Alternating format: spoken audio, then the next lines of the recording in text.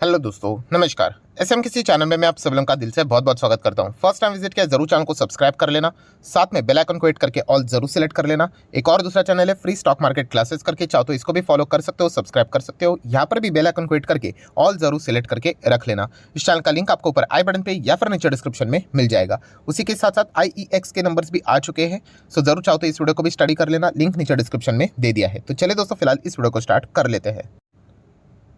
Sir दोस्तों, अभी हम लोग आ चुके हैं बिल्कुल हमारे नॉर्मल स्क्रीन के ऊपर। एंड दोस्तों, आज के दिन की अगर हम लोग बात करें, एक बहुत ही इंपॉर्टेंट कंपनीज के नंबर सामने यहाँ पे आने वाले थे, राइट। उसमें से अगर हम लोग यहाँ पे बात करें तो रिलायंस इंडस्ट्री, जो कि हमारा शेयर मार्केट का निफ्टी 50 की अगर हम लोग बात करें, उसमें जो वेटेज रहता है उसमें से सबसे बड़ा अगर कोई किसी का वेटेज है तो वो रिलायंस इंडस्ट्री का है। मतलब रिलायंस इंडस्ट्री अगर कभी एक्सट्रीमली ऊपर भागा या फिर एक्सट्रीमली गिरा तो पूरे निफ्टी 50 को भी यहाँ पे प्रभावित कर सकता है। इतना उसका वेटेज है, उतना पावर है उसका। सो डेफिनेटली रिलायंस के नंबर्स यहाँ पे आ चुके हैं। अगेन जो नंबर्स है वो बाजार क्लोज हो जाने के बाद आए हैं, तो डेफिनेटली जो भी रिएक्शन रहेगा नंबर्स के प्रति बाजार का, वो हम लोग को मंडे के दिन ही देखने को मिलने वाला है। एंड रिलायंस की जो फिलहाल की जो मतलब भूमिका है, जो रोल है रिलायंस का मार्केट के प्रति, बहुत ही ज़्यादा इंपॉर्टेंट रहने वाला है। क्योंकि अगर हम लोग बात करें वेट्स अगर चेक करते हो तो उसमें रिलायंस के नीचे HDFC बैंक आता है। तो HDFC बैंक फिलहाल अच्छा कर रहा है, पिछले 5 दिन में भी लगभग 3% के आसपास भागा है। इसके चलते बैंक निफ्टी में भी थोड़ा बहुत हम लोग को पॉजिटिविटी देखने को मिल रही है, जो कि निफ्टी 50 को ऊपर लेके जाने के लिए मदद कर सकता है। बट अनफॉर्चुनेटली बाकी सेक्टर में हम लोग को प्रेशर देखने को यहाँ पे मिला है। तो इसी के चलते आप देख सकते हैं निफ्टी 50 में हम लोग को गिरावट देखने को मिली है। सो रिलायंस का अगर सपोर्ट यहाँ पे मिल जाता है बैंक निफ्टी को, HDFC बैंक को, तो डेफिनेटली हमारे निफ्टी की जो स्ट्रेंथ है वो और भी मजबूत हो सकती है। ठीक है, अभी आ जाते हैं डायरेक्टली रिलायंस के नंबर के और कैसा रहा है रिलायंस का परफॉर्मेंस। तो ठीक है दोस्तों, अभी आप देख सकते हो रिलायंस के नंबर के ऊपर डायरेक्टली मैंने जंप किया। कंसोलिडेटेड नंबर्स को हम लोग यहाँ पे पढ़ेंगे, राइट। जितने भी ये फिगर्स आपको देखने को मिल रहे सारे के सारे करोड़ों में है, राइट। देन अगर हम लोग यहाँ पे बात करेंगे, सबसे पहले सीक्वेंस एक बार देख लेते हैं। दिसंबर, सितंबर, दिसंबर सीक्वेंस भी बिल्कुल ठीक है। एंड अगर मैं रिजल्ट पढ़ने से पहले अगर मैं आपको बता दूं, देखिए जो रिलायंस रहता है ना, हमेशा ओवर एक्सपेक्टेशन बहुत ज़्यादा रहती है। मतलब अगर आप परफॉर्मेंस को देखोगे ना तो यूजुअली आपको अच्छा ही परफॉर्मेंस देखने को मिलेगा। बट येस, थोड़ा और ज़्यादा परफॉर्मेंस, अगर कोई बैट्समैन 70 रन भी स्कोर कर दे तो भी नहीं, उसने 82 करना चाहिए था, 85 करना चाहिए था, ऐसी उम्मीदें हमेशा की जाती है। वैसा ही रिलायंस हमेशा हम लोग को इसका शिकार होते हुए देखने को मिल जाता है। मतलब नंबर्स पढ़ने के पहले आपको ये पॉइंट्स पता होने चाहिए, ठीक है। सो टोटल इनकम के साथ स्टार्ट कर लेते हैं। तो कितना है टोटल इनकम? 2000 नहीं, 2,23,739 करोड़। बाप रे बाप, कितना बड़ा फिगर है। आप यहाँ पे चेक कर सकते हैं, 2.25 लाख करोड़ आप चाहो तो रफली बोल सकते हो। लास्ट टाइम कितना था? 2,36,000 करोड़ के आसपास। एंड उसके पहले 1,95,000 करोड़। सो इनकम की अगर हम लोग यहाँ पे बात करें तो आप चेक कर सकते हो कि जो ईयरली है 195, वो 223 हुआ है। सो डेफिनेटली इनकम अगर हम लोग ईयरली बात करें तो अच्छा परफॉर्मेंस देखने को मिल रहा है दिसंबर क्वार्टर के हिसाब से। बट पिछला क्वार्टर में अगर आप देखोगे जो इनकम था 2,36,000 था, जो कि 2,23,000 हुआ है। सो यहाँ पे जो इनकम है हम लोग को क्वार्टरली डाउन देखने को मिल रहा है। एंड जैसे मैंने आप लोगों को सिखाया कि शुरुआत अगर आपकी थोड़ी सी मतलब गड़बड़ी अगर हो जाती है, शुरुआत मतलब इनकम अगर थोड़ा सा अगर आपका प्लस माइनस हो जाता है तो यूजुअली वो आपके प्रॉफिट के भी इम्पैक्ट डलवा सकता है। सो इनकम की अगर हम लोग बात करें, ईयरली बहुत अच्छा परफॉर्मेंस देखने को मिला, बट क्वार्टरली इतना कुछ खास परफॉर्मेंस फिलहाल तो देखने को नहीं मिल रहा है। देन अगर हम लोग बात करेंगे खर्चे, एक्सपेंसेस की बात करें, टोटल एक्सपेंसेस कितना है? 2 लाख के आसपास। लास्ट टाइम कितना था? 2,15,000। चलो ठीक है, एक्सपेंस का गेम यहाँ पे चेंज होते हुए देखने को मिल रहा है। एंड उसी के साथ साथ 173 का खर्चा हम लोग को इसके पहले देखने को यहाँ पे मिला था। तो ठीक है, इनकम माइनस एक्सपेंडिचर करेंगे। ऑब्वियसली रिलायंस तो प्रॉफिटेबल कंपनी, प्रॉफिट की ही बात होगी। तो कितना है प्रॉफिट रिलायंस इंडस्ट्री का बिफोर एनी एडजस्टमेंट? तो वो है दोस्तों 23,000 करोड़, जो कि लास्ट टाइम कितना था? 20,450 करोड़। एंड एक साल पहले सेम क्वार्टर में 22,260 करोड़ के आसपास था। सो ईयरली बात करें, क्वार्टरली अगर हम लोग बात करें, फाइनली अगर हम लोग बात करें, प्रॉफिट रिलायंस का अच्छा ही हम लोग को देखने को मिल रहा है, चाहे फिर वो क्वार्टरली हो या फिर ईयरली हो। खास अगर बात कोई है तो कंपनी के जो खर्चे हैं इस वक्त हम लोग को क्वार्टरली हिसाब से हम लोग को थोड़े से नीचे जाते हुए देखने को यहाँ पे मिल रहे हैं। सो इनकम की बात करें तो इनकम में क्वार्टरली थोड़ा सा हम लोग को गिरावट देखने को मिली, बट ओवरऑल जो प्रॉफिटेबिलिटी है कम खर्चों के कारण मेंटेन यहाँ पे हुई है। देन अगर हम लोग यहाँ पे बात करेंगे दोस्तों, तो एक वर्स्ट पॉइंट जो रहता है हमेशा मुझे बिल्कुल भी अच्छा नहीं लगता है, वो है एक्सेप्शनल आइटम। आप यहाँ पे चेक कर सकते हो, जो लास्ट Q3 था, कौन सा वाला? पिछले साल का, उसमें लगभग 2,800 करोड़ के आसपास का आप लोगों को एक्सेप्शनल आइटम देखने को मिल रहा है। सो ये जो एक्सेप्शनल आइटम है वो आगे का गेम चेंज कर रहा है। आप देख सकते हैं 10,000 के बदले 25,000 हो गया। सो उसके हिसाब से अगर आप कंपैरिजन अभी स्टार्ट कर दोगे तो आपको यहाँ पे ईयरली परफॉर्मेंस भी डाउन देखने को यहाँ पे मिल जाएगा। बट हमेशा की तरह मैंने आप लोगों को कहा है यहाँ पे कि एक्सेप्शनल आइटम को आप चाहो तो यहाँ पे इग्नोर कर सकते हो, बट डिपेंड करता है सिचुएशन के हिसाब से। इस सिचुएशन में आप चाहो तो इग्नोर कर सकते हो। तो इसीलिए यहाँ पे हम लोग कह सकते हैं जो रिलायंस का जो मेजर परफॉर्मेंस है ईयरली एंड क्वार्टरली हम लोग को अच्छा ही देखने को मिला है। आप चाहो तो एनपीबीटी के हिसाब से इस नंबर्स को पढ़कर आप अनुमान यहाँ पे लगा सकते हो। उसके आगे के जितने भी नंबर्स रहेंगे उसमें आपको एक्सेप्शनल आइटम का कंपोनेंट देखने को मिल जाएगा। इसके चलते सारा खेल यहाँ पे चेंज हो जाता है। मतलब अगर आपको प्रॉफिट भी पढ़ना है, final profit, net profit for the period, क्योंकि जो वेबसाइट के ऊपर, न्यूज़ चैनल के ऊपर जो प्रॉफिट दिखाया जाता है ये वाला प्रॉफिट दिखाया जाता है, राइट।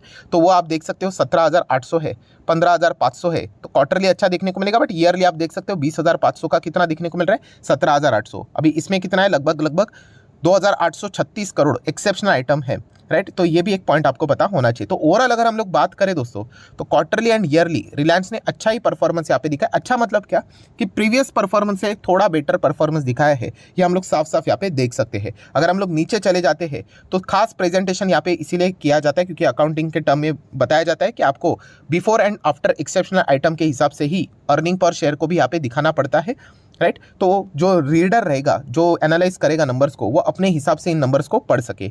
सो आप चेक कर सकते हो जो बेसिक ईपीएस है इसमें अगर हम लोग चेक करेंगे तो बिफोर एक्सेप्शनल आइटम अगर आप चेक करने जाओगे तो आपको 23.34, लास्ट टाइम 20.18 एंड उसके पहले 23.79। तो उस हिसाब से देखने को मिला। हम लोग आफ्टर को यहाँ पे कट करेंगे, आफ्टर को नहीं पढ़ेंगे।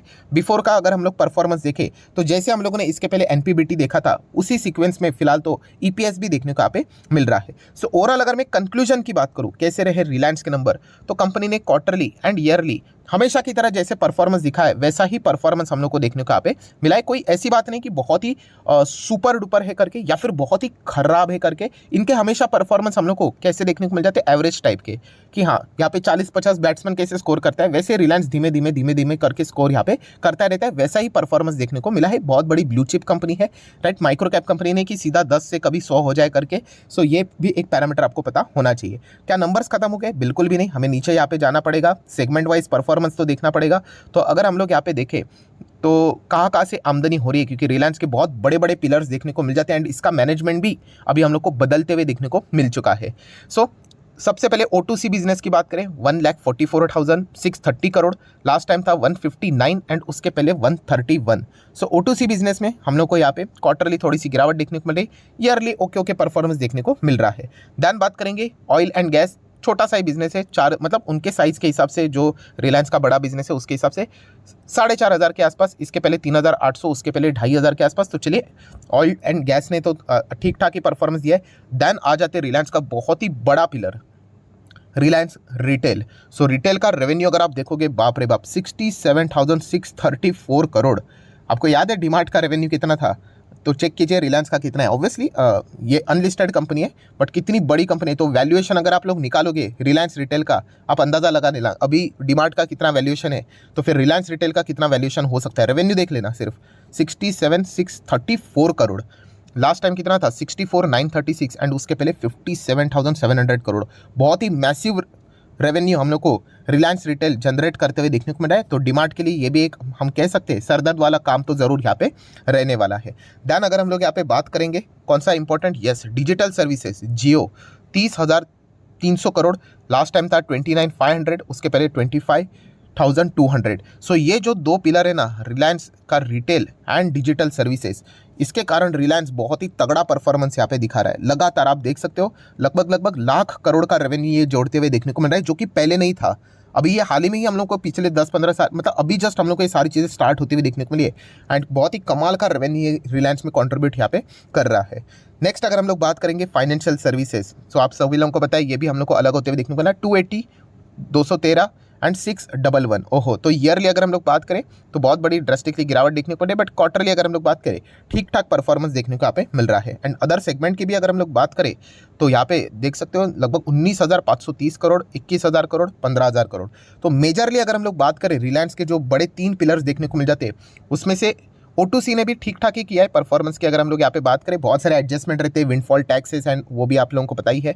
बट सबसे खास अगर किसी ने परफॉर्मेंस किया, मतलब इंप्रेस किया है, तो वो है रिलायंस का रिटेल एंड डिजिटल सर्विसेज। ये ऐसे पिलर्स है जो कि रिलायंस को बहुत ही आगे लेकर लगातार जा रहे हैं एंड इनका बिजनेस हम लोग को लगातार बढ़ते हुए देखने को यहाँ पे मिल रहा है।